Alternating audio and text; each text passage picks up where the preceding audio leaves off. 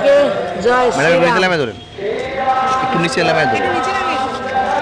আজকে একজন ভারতীয় হিসাবে, একজন সনাতনী হিসাবে আমরা আনন্দিত এবং আনন্দের এটা পরম আনন্দ। এই আনন্দকে ভাষায় বোঝানো যাবে না, এটা অনুভবের বিষয়।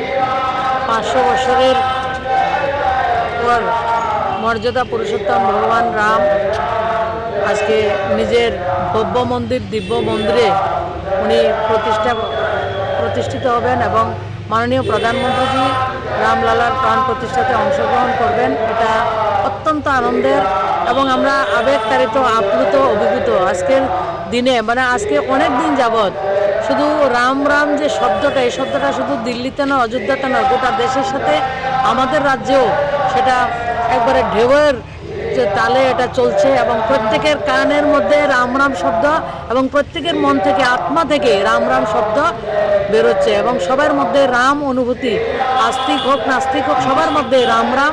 সবাইকে অনেক অনেক অভিনন্দন, শুভেচ্ছা, প্রভুর কাছে প্রার্থনা আমাদের যে আজকে যে অনুভূতি, এই অনুভূতিটা যাতে আমাদের মধ্যে সবসময় থাকে এবং আমরা যাতে পরম বৈভবশালী, পরম গৌরবশালী রাষ্ট্র আমরা মোদিজির নেতৃত্বে নির্মাণ করতে পারি এবং ভারতবর্ষ পৃথিবীর সবচেয়ে সমৃদ্ধশালী রাষ্ট্রে হবে এবং আমরা সবাই সুখ সমৃদ্ধি, যেটাকে রাম রাজ্য বলে, রাম রাজ্যটাকে সবার সমৃদ্ধি হবে, সবাই সুখে থাকবে, সবাই আনন্দ থাকবে এবং পরম আনন্দে থাকবে। সেটাই রাম রাজ্য। সবার কোনো ধরনের অসুবিধা থাকবে না, অভাব থাকবে না, অভিযোগ থাকবে না, সেটাই রামরাজ্য। এবং আমরা জানি ভগবান রাম যখন অযোধ্যাতে ছিলেন তখন তিনি রাজকুমার ছিলেন। যখন তিনি বনবাস থেকে অযোধ্যাতে ফেরত এসেছিলেন সেদিন তিনি মর্যাদা পুরুষোত্তম হয়েছেন।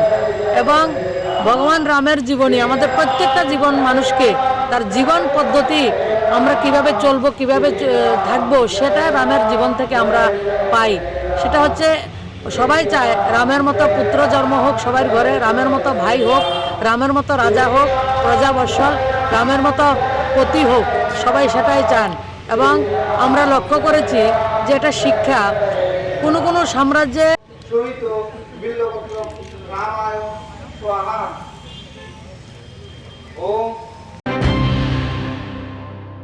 মশলার দায়িত্বে হাম্বাই গ্রুপ, গুণমানে সেরা, রান্নার ভরসা। হাম্বাই গুরু মশলা সম্পূর্ণ প্রাকৃতিক, অপার গুণ ও উপকারিতায় পরিপূর্ণ। হাম্বাই গুরু মশলা। যদি কেমিক্যাল ফ্রি, কালার ফ্রি, প্রকৃত স্বাদের মশলা খেতে চান তবে আপনার রান্নাঘরে চাই হাম্বাই গুরু মশলা। রান্নায় শুধুমাত্র তোমাকেই চাই হাম্বাই গুরু মশলা।